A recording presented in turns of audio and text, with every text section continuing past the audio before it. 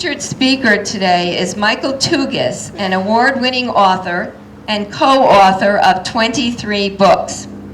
Among his bestsellers is The Finest Hours, about two vessels off Cape Cod which broke apart in a 1952 nor'easter, and the rescue operation which resulted.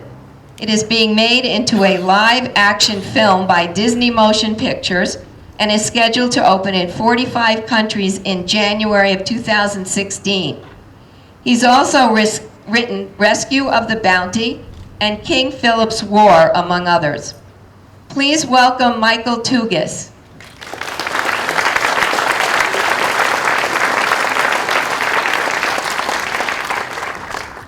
Good morning, everyone, and thank you so much for having me. In my travels and research, I've probably been to over 1,000 libraries, and this is the most beautiful and functional library I've seen. It's spectacular. Thank you so much. I thought I'd, since I'm a storyteller, tell you a story, a personal story of my relationship with libraries over 3 different periods in my life. So the first period, we're going to go back to when I was 13 years old. I grew up in Longmeadow, Massachusetts, which is out by Springfield, and was a poor student. I was more interested in making the girls laugh than learning. And I once had, at age 13, detention for over 60 straight days. And the principal finally pulled me aside and snidely said, "You have broken the school record." Now, the summer after that terrible year, where my parents had thrown up their arms wondering what to do with me, is when I discovered our town library. And this is back when you basically rode your bike everywhere. So it was 4 miles from the house. I had always been a big reader. And, but I didn't want my friends to see me with a bunch of books, so I brought my newspaper carrying bag because I was a newspaper boy. And I went to the library, and the librarian greeted me because she knew I was new and I didn't really know my way around. And so she said, "So what are you interested in?" And I said, "Well, I have plans to go to Alaska in a couple years and live off the land." And she said, "Okay, well, you want adventure books." And she sent me to the right section. And that day I took my bike home loaded with Dog Sled Danger, Two Against the North, and Catchy Lake Country.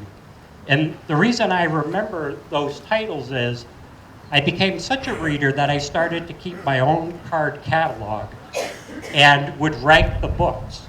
P was poor, M was most excellent, and then VME was very most excellent. So I had this series of cards, and I have them to this day, and it cracks me up to go back and look at those. And the next year, I started to do better in school, I think, because I did so much reading over the summer. Still was a failure in the maths and sciences, but English and history, where you needed to read, they started to click. Now, I'm going to jump ahead to age about 30, and I'm working in the corporate world. I still have this great yearning to write because I've been such a reader now. And I decided that one of my earlier books was going to be a historical novel of King Philip's War. And that brought me to Tiverton and Little Compton and the research. And I began to notice that the librarians that I would work with were a special breed. You know, I would say, "Here's the project I'm working on, here's what I need." And they took it as a challenge to find that source material. And for me, when something new came along that I didn't even know existed, all the credit goes to the librarians. It was like winning the lottery. The research when you're doing a book is so much more fun than the actual writing. But these librarians were great, and later I came to realize, they're not in it for the money. They're in it because they enjoy helping people. And then I followed that with starting to speak about King Philip's War. And then I learned a whole nother side of the library system, that there's this whole network of volunteers that help keep it running. They would be the people that would book the presentations and help with the organization. And it occurred to me after a couple presentations, I would see that people didn't just get in their cars and leave. They would start talking, and not just to me, but amongst themselves, maybe on the topic, maybe not. But I realized the library is so much more than its content. It's this community center. People were sharing ideas and sharing knowledge. Now we're going to jump ahead again. Now I'm up to age 50. And I'm still in the corporate world, but I've been able to go part-time. But being an author, it wasn't enough to support a family, so I was working part-time in a downtown Boston corporation. Really in a job I was ill-suited for, and on our lunch breaks, they really wanted you to kind of eat lunch at your desk, but every now and then I'd get together with other coworkers down in the cafeteria. And I realized when we all got together, all we were doing was bitching and moaning about our jobs. And it hit me, that's a terrible use of my time. And I devised this plan because I was working on the book that was just mentioned, The Finest Hours, about this Coast Guard rescue in 1952. But I had a big problem, and that was the survivors from this rescue. There were 70 survivors. All but one had passed away. And I'm thinking, they're essential to the story, not just the rescuers. We need the survivors. What happened on these two oil tankers that split in half in a storm? And I began to think, well, maybe some of them gave interviews. I had already researched the Boston papers and the New York Times front to back, and they had a couple interviews with survivors, but they didn't have all 70. And then it hit me. These survivors probably went back home because their ships were at the bottom of the sea, and the local newspapers probably interviewed them because this was big news. This was headlines in the Globe and the New York Times. So I said, instead of sitting down with the coworkers and complaining about our jobs, I'm going to start to sneak out and make it look like I'm going to a meeting. So what I would do is I'd put files in my hands, never put a coat on, because even in the winter, I didn't want people to know I was leaving the building. I'd escape the building, and then I'd run to the Boston Public Library.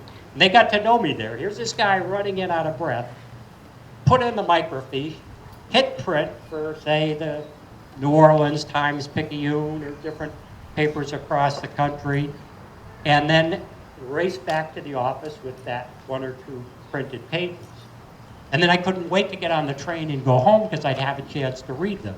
Was it good? Was it worth it? Is it something I could use in the book?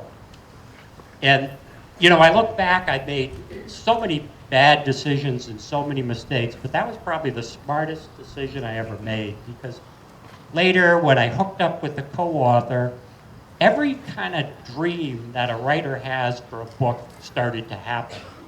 The book became a bestseller, then it became an international bestseller, and then out of the blue, Disney calls.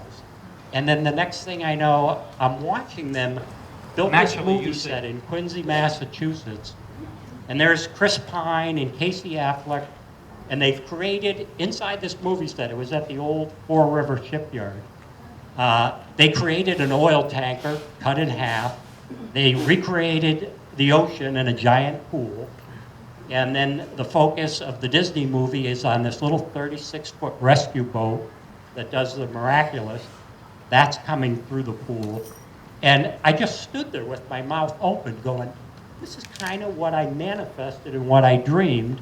And had I not gone to the library and not sought the help of the librarians, how can I find these newspapers from 1952?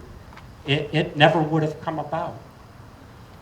And the project I'm working on now, actually using what I call the ultimate library, the National Archives. I'm doing a project about a U-boat attack I never realized there were U-boats right off our shore, you know, a mile out. Well, this is off New Orleans. This family, a little boy, 8 years old, a girl, 11 years old, and the parents, they're on a merchant ship coming back to the U.S. And a U-boat surfaces at night, just a mile off New Orleans, and sinks their merchant ship. And the family is blown in 4 different directions. And the book is about their survival story. And I had the same problem that I did with The Finest Hours. I had access to the 8-year-old boy. He's now 81 years old, and he actually lives in Massachusetts, so I'm working with him. And I had his mother's transcript that she did on an audio tape of what happened to her, and the father and the sister. But I didn't know much about the U-boat. Now, imagine my surprise when digging through and getting help from the archivists and librarians at the National Archives. They said, we have the U-boat captain who sank that ship, his war diary.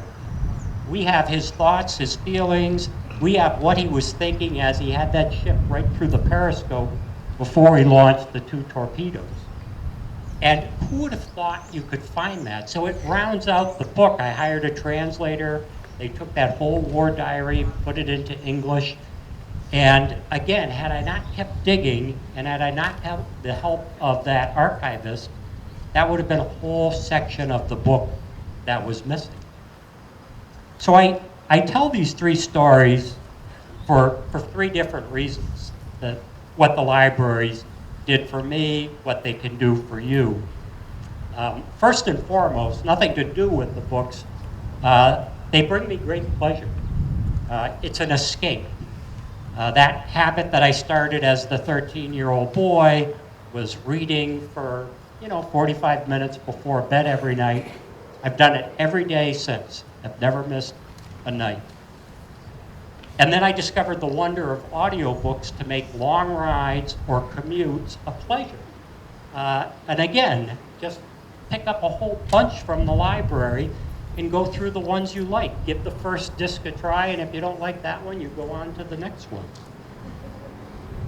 The second one is the knowledge at libraries can make you an expert on something you know absolutely nothing about. And an example with me is, I was never in the Coast Guard. I'm not even a sailor. I'm always out on a little powerboat on the ocean fishing. And in one of the books, I had to learn about the Gulf Stream. And that was one of the most fun parts of the book. I learned all sorts of things. I knew that it flowed to the northeast, and I knew it brought up warm water from the Gulf, but I never knew it had these cold water eddies and warm water eddies that could detach from it and go spinning off on their own. And I learned when you had a storm, the Gulf Stream is probably one of the most dangerous places in the world to be, because you have wind-generated waves colliding with the current, and that makes them steep.